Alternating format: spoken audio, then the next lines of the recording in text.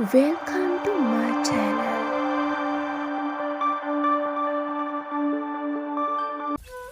ආයිබෝවන් ඔයාලව ගොඩක් ආදරෙන් එකතු කරගන්නවා කෞෂි ඔන්ලයින් YouTube channel එකට. නුවරඑළිය කියපු ගමන් ඔබට මතක් වෙන්න සීතල. ලංකාවේ සීතලම නගරය විදිහට සැලකෙන නුවරඑළියට බොහොමයක් දෙනා යන්නේ සීතල මෙන්ම චමත්කාර ජනක පරිසරය විඳ ගන්න. මනෙන් බරුවන නුවරඑළියට නම් හැමදාමත් ලැබලා තියෙන වසන්ත කාලය.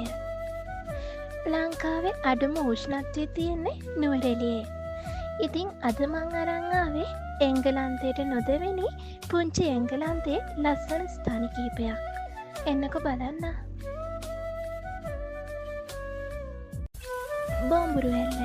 එහෙමත් නැත්නම් පේරවැල්ල ඇල්ල පිහිටලා තියෙන්නේ නුවරඑළිය සහ බදොල්ල දිස්ත්‍රික්ක මායිම් වලට සමීපව. වැලිමඩ නගරයේ සිට කිලෝමීටර් 15ක් පමණ දුරින්. බොම්බුරුවැල්ල ශ්‍රී ලංකාවේ දියඇලි අතරින් පළලින් ඉතා වැඩි දියඇල්ලක් සේ සලකනු ලබනවා. සීතාඇලිය කඳපුල රක්ෂිතය පිහිටා තියෙන මේ දියඇල්ල උසින් මීටර් 50ක් වන අතර පළලින් මීටර් 20ක් පමණ වෙනවා. මහවැලි ගඟේ ප්‍රධාන අතු ගංගාවක් වන දූල්ගල ගඟ මීටර් 1842ක් පමණ උස කොටකිතුල් කන්දේ බෑවුමක පිහිටි ගල් පවුරකින් කොටස් 4ක් වෙන් වෙලා තමයි මේ සුන්දර දියඇල නිර්මාණය වෙලා තියෙන්නේ. මේ තියෙන්නේ බ්‍රිතාන්‍ය රට පාලනය කරන සමයේ අග්‍රාණ්ඩුකාර ධූරයදරු ශ්‍රීමත් විලියම් ග්‍රෙගරි මැතිතුමා විසින් 1873 දී ඉදිකරන ලද ග්‍රෙගරි වැව. මුහුදු මට්ටමේ සිට අඩි 6148ක උසකින් පිහිට ඇති මේ වැව අක්කර 225ක භූමි ප්‍රදේශයක පැතිර පවතිනවා.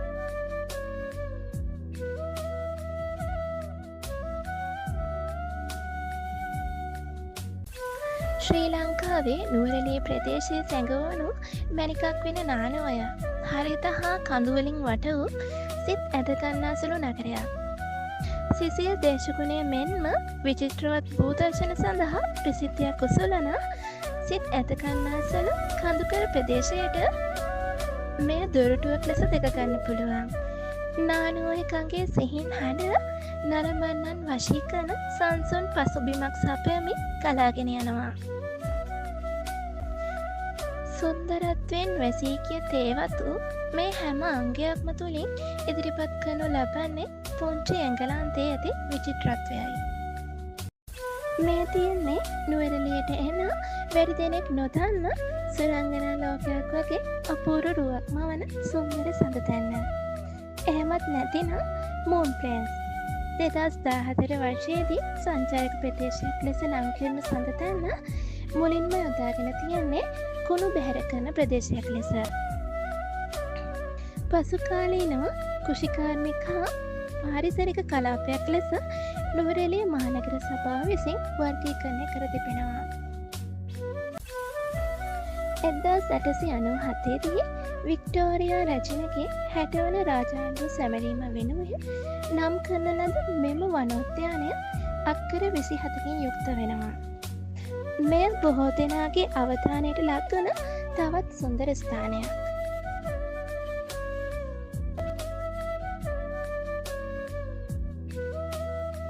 නුවරඑළියේ තියෙන අලංකාරයෙන් අනෝන ස්ථානයක් තමයි මේ පට්ටිපොළ සැඟවුණු පාරාදීසය. පට්ටිපොළ යද්දී අනිවාර්යෙන්ම නැරඹිය යුතු හැමෝම වගේ යන්න කැමති ලස්සන සොබාදහමක් සහ දේශගුණයක් සහිත වන අතර උඩරට දුම්රිය මාර්ගයේදී හමුවන වඩාත් සුන්දරත්වයෙන් යුක්ත ස්ථානයක්.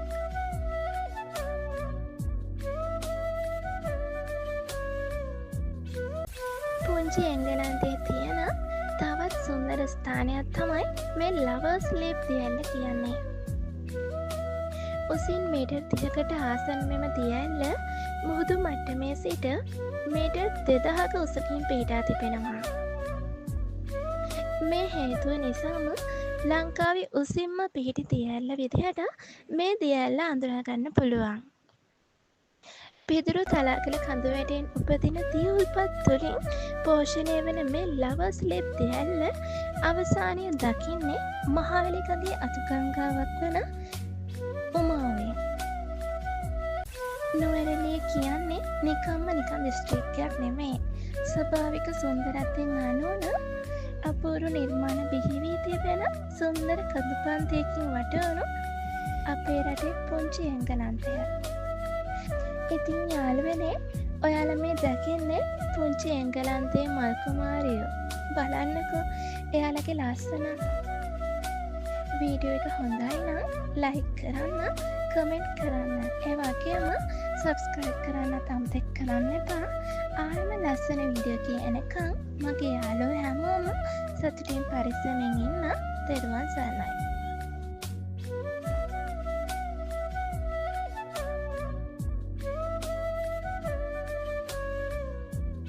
Thank you for watching this video.